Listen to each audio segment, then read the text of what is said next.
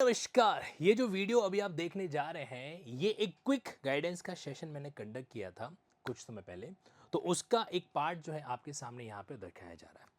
ये जो पार्ट है ये बहुत ही क्विकली और बहुत ही मतलब एक तरीके से सुपर फास्ट स्पीड से के साथ डील हुआ और इसका मेन ऑब्जेक्ट इतना सा है कि हम क्या कर सकें, जो पेपर पैटर्न है उसका एक एनालिसिस है जो कर सके यूनिट वाइज, राइट। जो यूजीसी नेट आपको मेरे बैकग्राउंड के अंदर दिखाई दे रहा है 30 डेज का जो आपके सामने क्रैश कोर्स है जो होगा, तो वहाँ पर मेरी फैकल्टी जो है वो क्या करने वाली है, आपको पर यूनिट 4 to 8 आवर्स का स्पेसिफिक टाइम डेडिकेट करेगी। 30 डेज का सेगमेंट रहेगा, डेली 4 आवर्स की क्लासेस इसके अंदर रहने वाली है और साथ ही साथ इसके अंदर 2 मॉक टेस्ट भी इंक्लूड है जबकि होंगे।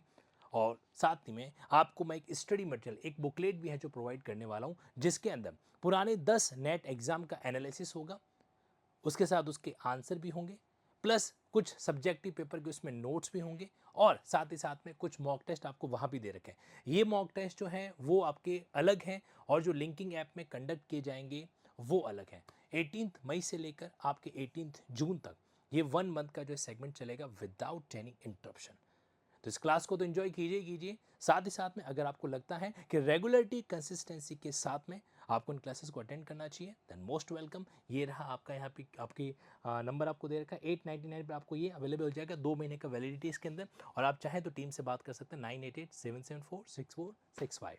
All the best. चलो जी, तो यूजीसी नेट के अंदर आज आपके बीच में एक टॉपिक का डिस्कशन में स्टार्ट करने वाला हूं और ये टॉपिक है हमारा एडमिनिस्ट्रेटिव लॉ।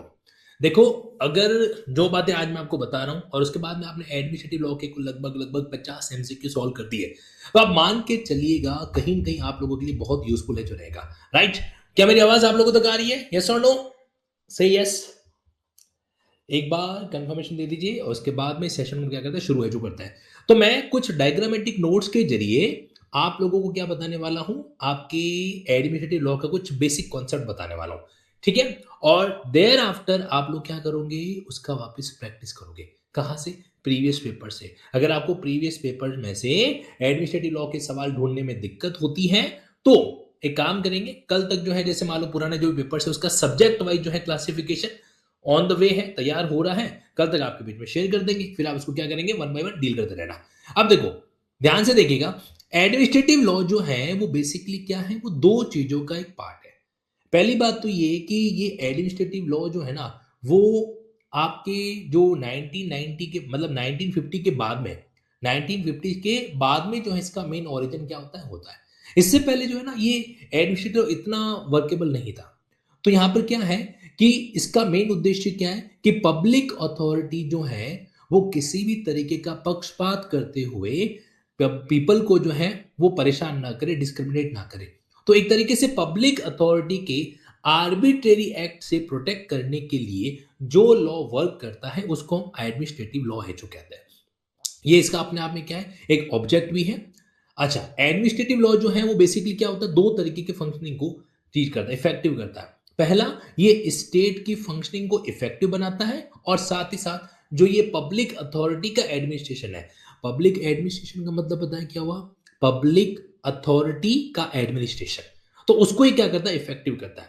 तो आप भी कह सकते हैं कि कहीं कहीं जो है ना इसका ये मेन क्या रहता है, दो जो ऑब्जेक्ट है जो रहता है, दो पर्पस है जो रहता ही रहता है।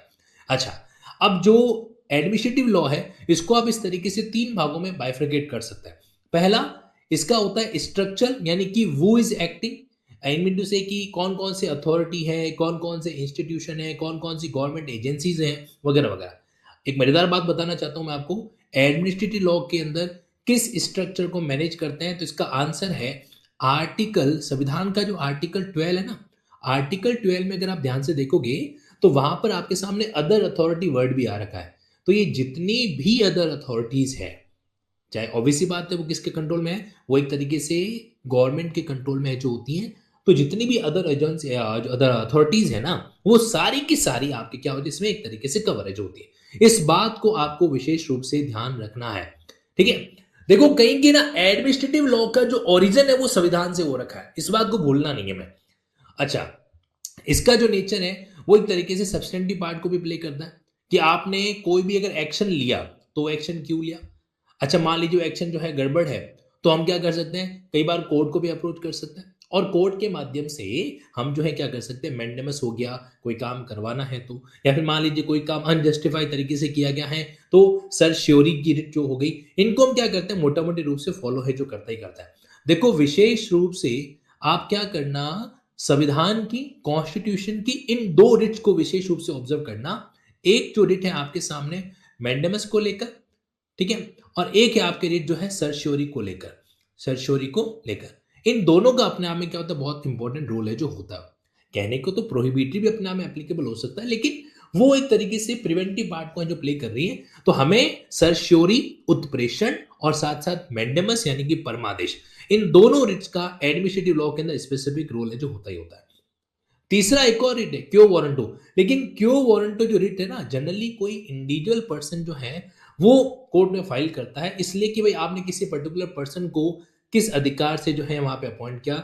जैसे मान लो कि कोई विडो कोटे से क्या करते हैं, फॉर्म भर दे, जबकि एक्चुअल में वो रीमैरिज कर चुकी थी, तो यहां पर उसके खिलाफ में क्यो वारंटो रिट हम क्या कर सकते हैं, कोर्ट के अंदर पिटिशन के जरिए फाइल है जो कर सकते हैं। अच्छा, एडमिनिस्ट्रेटिव लॉ का सोर्स क्या क्या होता है, अगर आपसे एग्जाम के अंदर पूछा जाए बताओ भाई एडमिनिस्ट्रेटिव लॉ कहां से डेराइव किया गया है, तो सबसे प्राइम सोर्स होता है कॉन्स्टिट्यूशन।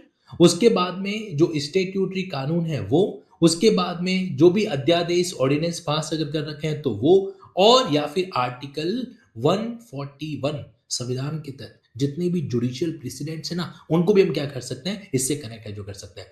तो ये है एडमिनिस्ट्रेटिव लॉ का एक बेसिक। अच्छा, इसका प्रोसीजर पार्ट क्या है कि हाउ दे आर एक्टिंग। तो कभी भी ध्यान रखना विशेष रूप से कोई भी एडमिनिस्ट्रेटिव अथॉरिटी जो है वो परफॉर्म करती है अपने रूल्स, रेगुलेशंस और ऑर्डर्स के जरिए। जैसे मान लो कि भाई कोई कलेक्टर है, अब उस कलेक्टर को अपने जिले के अंदर लॉ एंड ऑर्डर को मेंटेन करके रखना है, तो वो क्या करता है, वो अपना कोई ऑर्डर जारी करवाता है वगैरह वगैरह, है ना। तो इसके लिए एक शब्द आपको विशेष रूप से ध्यान में रखना है, डेलीगेटेड लेजिस्लेशन। मैं इसको लिख लेता हूं यहां पे, डेलीगेटेड, डेलीगेटेड लेजिस्लेशन। वैसे तो हमारे संविधान के अकॉर्डिंग कानून बनाने की जो पावर है वो देश की पार्लियामेंट को है, और साथ ही साथ में जो हमारा स्टेट लेजिस्लेशन है उसको है, बराबर। लेकिन पार्लियामेंट और स्टेट लेजिस्लेशन जो है वो एप्रोप्रिएट लॉ बना के, एप्रोप्रिएट कानून बना के किसी एडमिनिस्ट्रेटिव अथॉरिटी को ये पावर क्या कर सकते हैं, डेलीगेट कर सकता है। और जब इस तरीके से पावर डेलीगेट की जाती है ना, और फिर उनके द्वारा कोई कानून बनाया जाता है, कोई रूल्स रेगुलेशन बनाया जाता है, तो उसको हम क्या बोलते हैं, उसको बोला जाता है डेलीगेटेड लेजिस्लेशन। ठीक है, याद रह जाएगा। तो ये पॉइंट आप लोगों को विशेष रूप से ध्यान रखना है, क्योंकि कोई भी अगर अथॉरिटी है तो वो बिना पावर के तो वर्क कर ही नहीं सकती, है ना। अच्छा, तो ये सेगमेंट आप लोग थोड़ा सा एक बेसिक जो पार्ट है उसको ऑब्जर्व करेंगे। वैसे मैं आपको एक बात और बताना चाहता हूँ, एडमिनिस्ट्रेटिव लॉ कि अगर आपने 50-60 एमसीक्यू ढंग से कर दिए, देखो जूरिस्प्रूडेंस के अंदर तो फिर भी प्रॉब्लम है, उसमें तो कई बार वो बोल देते हैं कि बताओ ये किसने कौन कहा था, ये किसने कहा था, तो वो आइडेंटिफाई करना टिपिकल काम है। लेकिन कहीं के एडमिनिस्ट्रेटिव लॉ के अंदर हम लोग क्या कर सकते हैं, लिमिटेड पार्ट है उसको डील करके क्या कर सकते हैं, इसको अच्छे से ऑब्जर्व है जो कर सकते हैं। Now, अच्छा, एक और चीज मैं आपको बताना चाहता हूं कि एडमिनिस्ट्रेटिव लॉ के तहत आप लोग है ना संविधान के इस ऑर्गन को विशेष रूप से ध्यान में रखेंगे। संविधान के 3 ऑर्गन होते हैं ना, तो उसमें से ये जो कार्यपालिका है इस पर आपको विशेष रूप से फोकस रखना है। कार्यपालिका की लिस्ट के अंदर जो भी हमारा आ रहा है, क्योंकि देखो इसमें भी खासकर एक मजेदार बात बताना चाहता हूं मैं आपको, एग्जीक्यूटिव का एक पार्ट होता है काउंसिल ऑफ मिनिस्टर।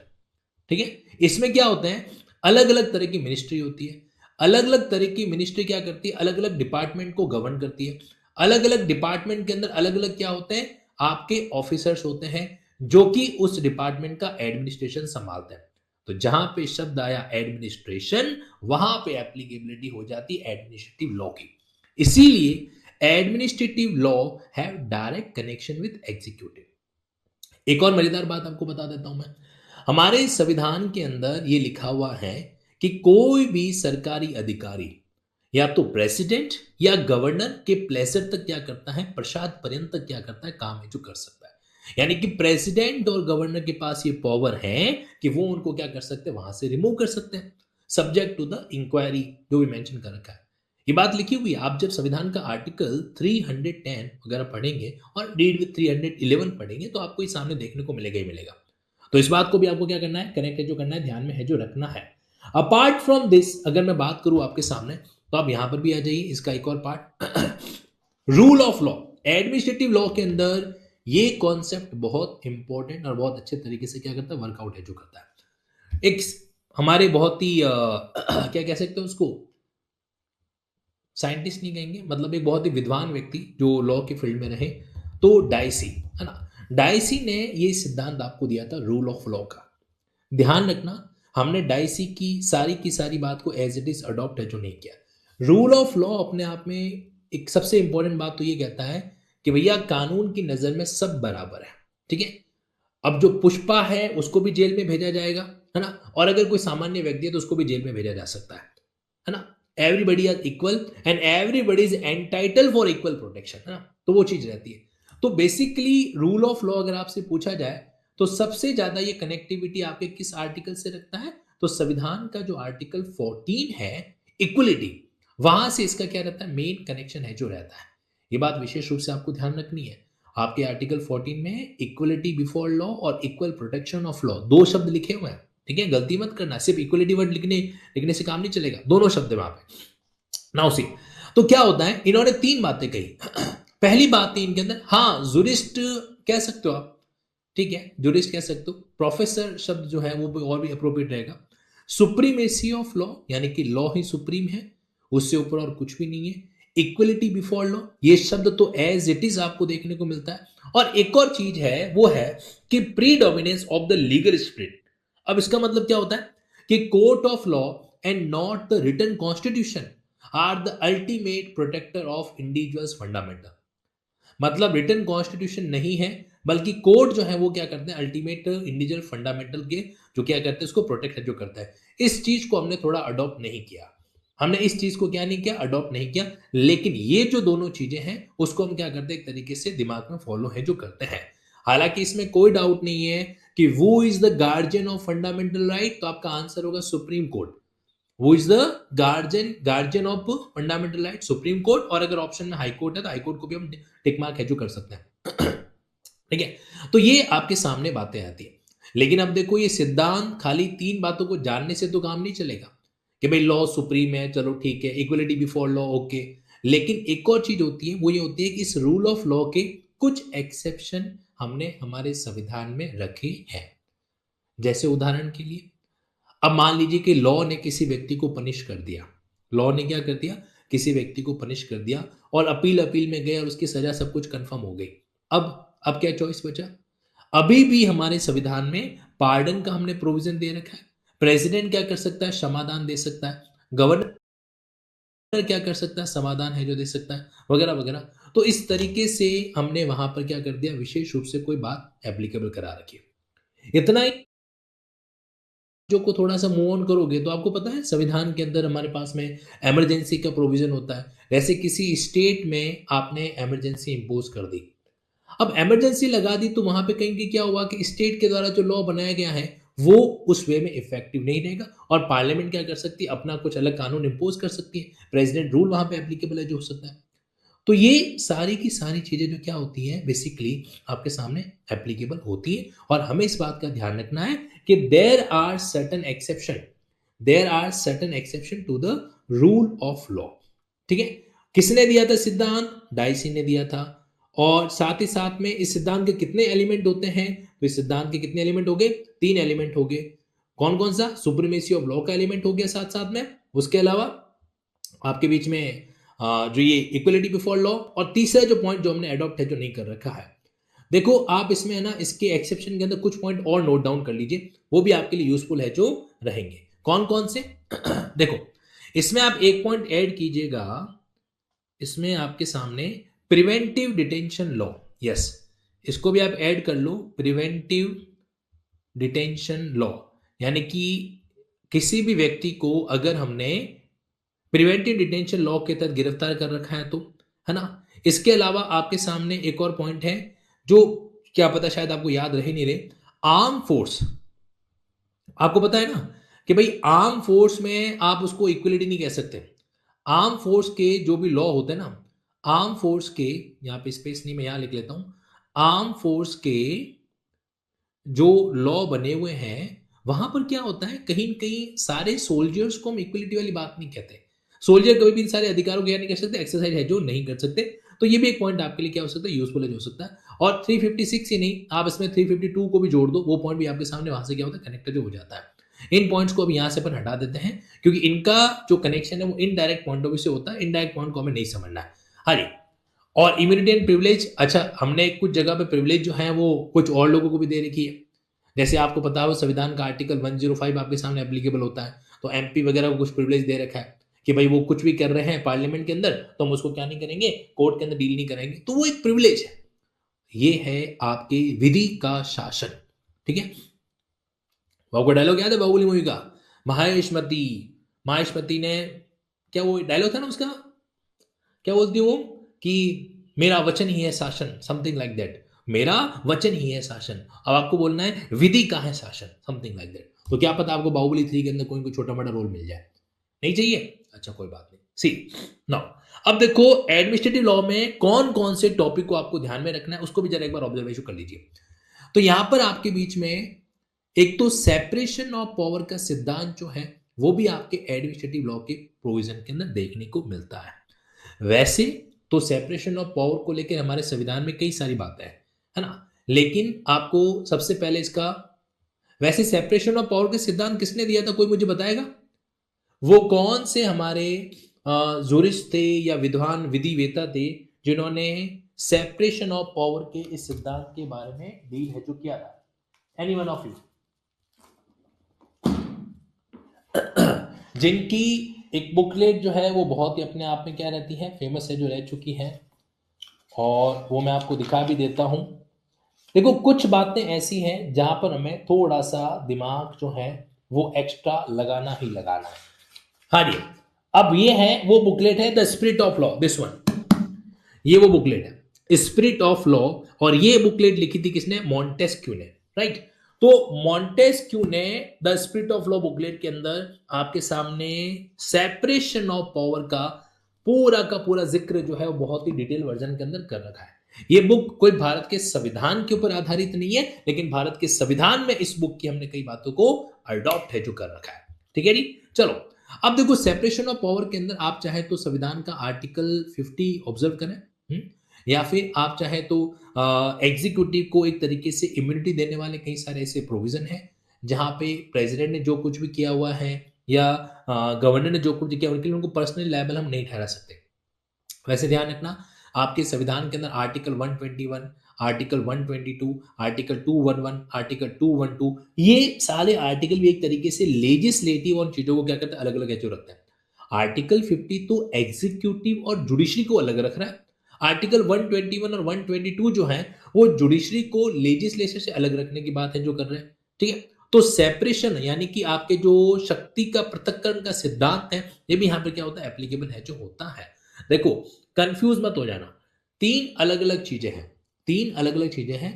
एक है doctrine of severability, doctrine of severability वो होता है पृथक्करण का सिद्धांत, और ये है doctrine of separation of power. Severability का कानून ये कहता है कि अगर मान लीजिए किसी कानून को कोर्ट में चैलेंज, ध्यान से सुनो, अरे तुम्हारा ध्यान कहाँ है, इधर देखो, 1 घंटे की तो क्लास है, उसमें भी इधर उधर कोई नहीं है, सामने वाली खिड़की में कोई नहीं खड़ा है ना कोई खड़ी है, इधर देखो मेरी बात सुनो आप। तो डॉक्ट्रिन ऑफ सीवरेबिलिटी अलग चीज है, doctrine of separation of power अलग चीज है। डॉक्ट्रिन ऑफ सीवरेबिलिटी ये कहता है कि अगर आपने किसी कानून को कोर्ट में चैलेंज किया और आपने किसी कानून के पर्टिकुलर पार्ट को, पूरे कानून को नहीं, और वो पार्ट जो है वो रिमेनिंग कानून से अलग किया जा सकता है, तो फिर हम सिर्फ उस पार्ट को अलग करेंगे, पूरे कानून को जो है वॉइड डिक्लेयर, अनलॉफुल डिक्लेयर नहीं करेंगे। ठीक है, डॉक्ट्रिन ऑफ सीवरेबिलिटी। वही डॉक्ट्रिन ऑफ सेपरेशन, ये आपके डेमोक्रेसी के, कॉन्स्टिट्यूशनल डेमोक्रेसी के जो तीनों ऑर्गन हैं उन तीनों ऑर्गन को क्या करता है, सेपरेट फंक्शनिंग करने के लिए प्रमोट करता है। ओके, एक और होता है डॉक्ट्रिन ऑफ इक्लिप्स। इक्लिप्स का मामला बिल्कुल अलग है। इक्लिप्स तो ये कह रहा है कि भाई अगर कोई भी कानून जो है वो प्री कॉन्स्टिट्यूशनल है और मान लीजिए कि वो क्या कर रहा है, एक तरीके से संविधान की फंडामेंटल राइट वगैरह की भावनाओं से अलग है, तो इस केस में उसके ऊपर ग्रहण लग जाएगा और फ्यूचर में मान लीजिए कभी वो फंडामेंटल राइट वहां से हटता है तो उस कानून को वापस इफेक्टिव कर सकता है ना। तो वो इक्लिप्स एक अलग हो जाता है। नाउ तो इसमें आपके सेपरेशन ऑफ पावर का टॉपिक आपको बढ़िया से देखना है। डेलीगेटेड लेजिस्लेशन, ये मैंने आपको भी बता ही दिया कि किस तरीके से आप डेलीगेटेड लेजिस्लेशन के माध्यम से जो कानून बनाने की जो शक्तियां होती हैं वो आप जो क्या करते हैं अलग अलग डिपार्टमेंट्स को जो देते हो। ये जो भी रेगुलेशन वगैरह बनाते हैं ना डिपार्टमेंट वाले, वो इसी बायलॉज कह दीजिए, तो ये उन्हीं के द्वारा है जो बनाए जाते हैं। संविधान का वो कौन सा आर्टिकल है जो लॉ की परिभाषा में अलग अलग चीजों को कवर करता है, फटाफट बताओ। संविधान का वो कौन सा आर्टिकल है जो लॉ शब्द LAW इस शब्द को डिफाइन करने का काम है जो करता है। वो कहता है कि लॉ में इंक्लूड होगा ये सो इन सो इन सो।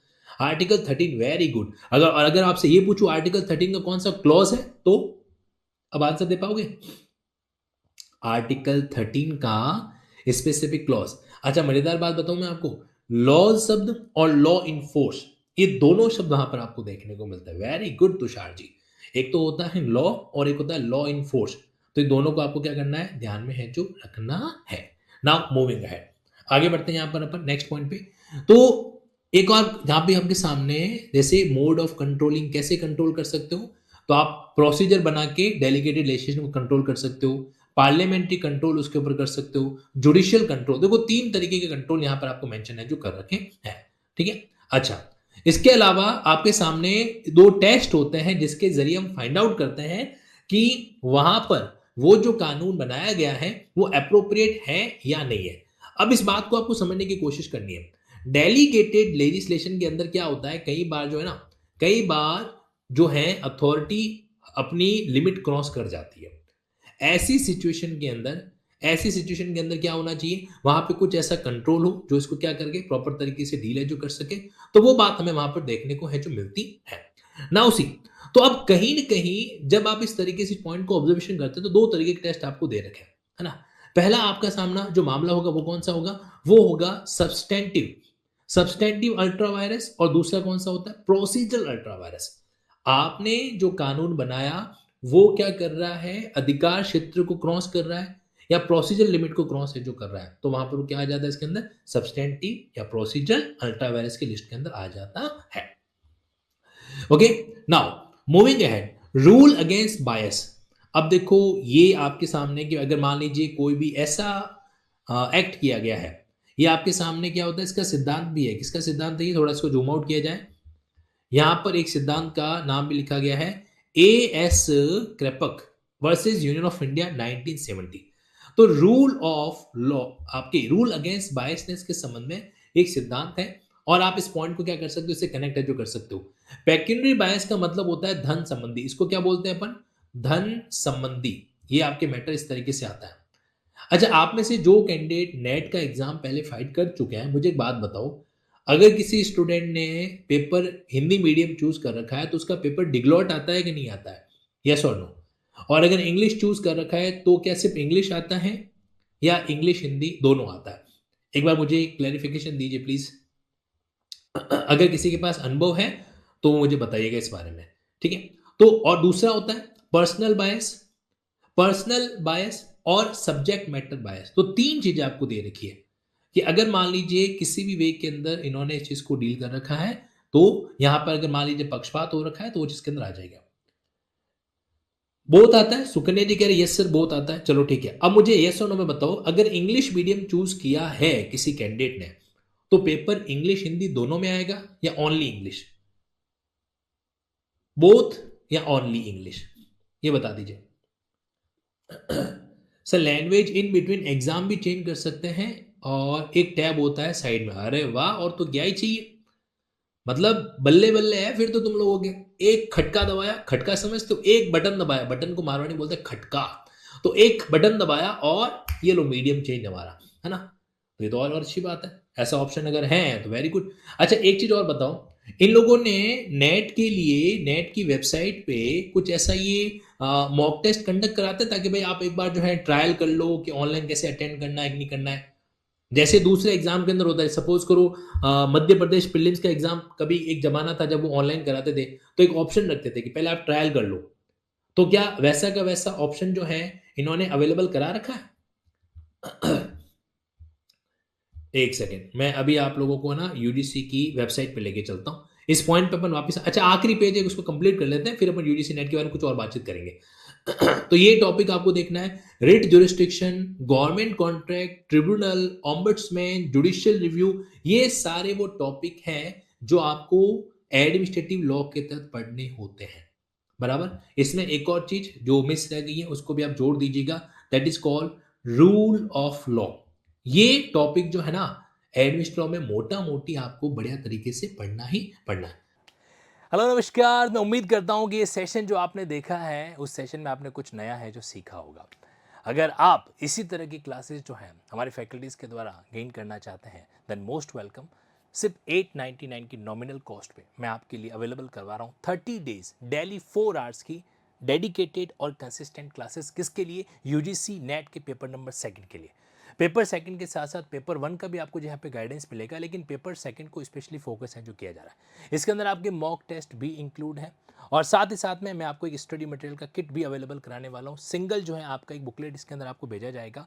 आप चाहें तो इसको linkinglosss.com की वेबसाइट पे जाके सिंपली अगर इस यूजीसी नेट की बुकलेट को ऑर्डर करना चाहते हैं तो वो भी कर सकते हैं, और नहीं तो आप इस कोर्स के साथ में आपको ये फ्रीली अवेलेबल है जो करवाई जा रही है। तो इंतजार किस बात का, 30 डेज़ के अंदर अपना पूरा डेडिकेशन दे दीजिए। और आपको जैसे कोई भी वीडियो लाइव होता है ना, लाइव क्लासेस होगी, ध्यान रखना 30 डेज़ तक, तो उसके साथ साथ इनका रिकॉर्डिंग भी आपको 2 मंथ तक अवेलेबल है जो रहेगा। तो किसी कारण से नेट का एग्जाम 5 दिन 10 दिन 15 दिन ऊपर नीचे हो भी गया ना, तो आपका ये एक्सेस जो है वो आपसे नहीं डिटेक्ट है जो किया जाएगा। Okay, so don't miss it, let enjoy UGC net at linking app. Thank you.